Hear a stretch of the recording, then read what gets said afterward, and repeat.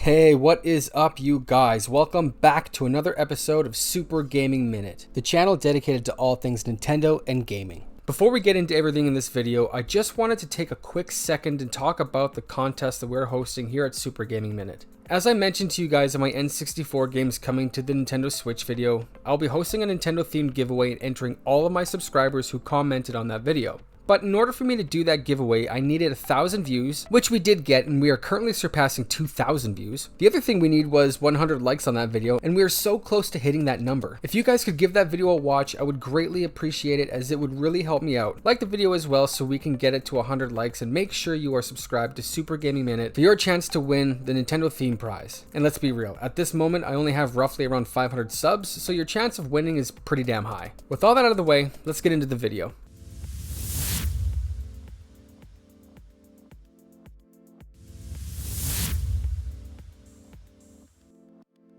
Now, pretty recently, we had just spoke about the chances of the Nintendo 64 making its triumphant return into our living rooms in the form of Nintendo Switch Online.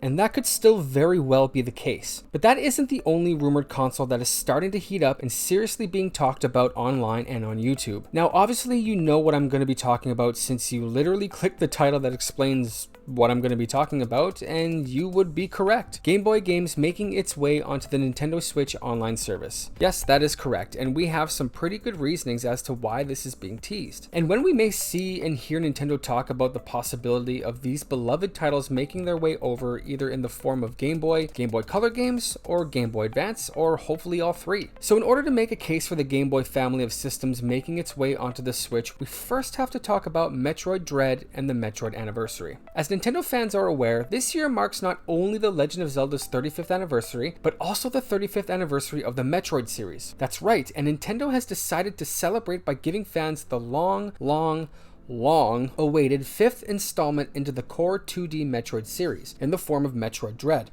The game that was literally 19 years in the making. I mean, this game could legally drink here in Canada. Now, a good question would be, what does Metroid and the Metroid Anniversary have to do with the Game Boy family of systems making its way onto the Switch? And I'm glad you asked. Feel free to put on your tinfoil hats at any time now. We're about to go down the rabbit hole, my friends. In all seriousness though, there really are some pretty big hints given out from Nintendo that would suggest this being the case. Now, as we've spoken about, Nintendo will be releasing the newest installment into the Metroid franchise with Metroid Dread, as it's being released in October of this year, which, oh my god, is like less than 2 months from now. And I know that Nintendo really wants to push this game and really wants people to buy into it, especially since they're selling this game for a premium $60. But a lot of people haven't had the opportunity to play through all of these games, and let's be real here, to play through all these games, you know it, I know it, and Nintendo knows it too. Trying to get your hands on a legitimate copy of Metroid, Metroid 2, Super Metroid, and Metroid Fusion is damn near impossible. And if you are lucky enough to find a copy of it, the prices for these games are incredibly high, like Snoop Dogg high.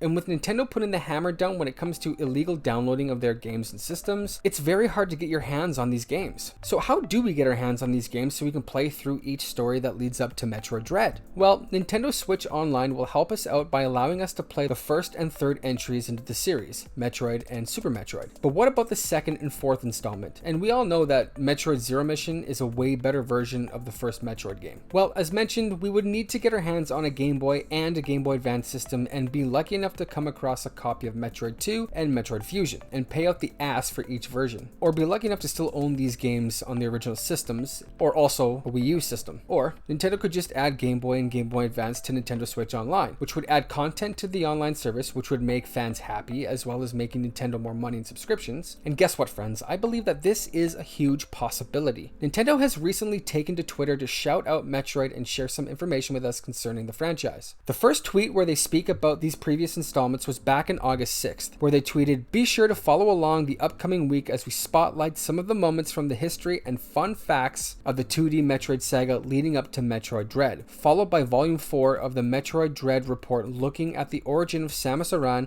and her previous 4 2D adventures, which details the stories, artwork, and finer points of each installment into the 2D franchise. 3 days later, on August the 9th, Nintendo tweets once more about the Metroid franchise, this time Metroid 2 specifically, specifically, a game that you can't really even get your hands on. The easiest to find and better version being Samus Returns for Nintendo 3DS. Now I understand that Nintendo could just be trying to give you as much information about the history of these games before Metroid Dread comes out. But that's quite a big tease. Mentioning these 4 games, bringing them into the light and not giving us gamers a fair way of playing these games, and getting ourselves ready for the release of Metroid Dread. Now I've been hearing from people in my comments section, people who don't believe that we will see any other Nintendo platforms coming to the Switch in the form of Nintendo Switch Online. And I have to disagree with that, for one reason specifically. Nintendo telling its investors at their investor meetings that they are looking to make the Nintendo Switch Online service more enjoyable for its members. Now, as I mentioned in a previous video, that this could ultimately mean anything. They could be talking about upgrading their servers to be able to handle online play better, which it looks like they already have done,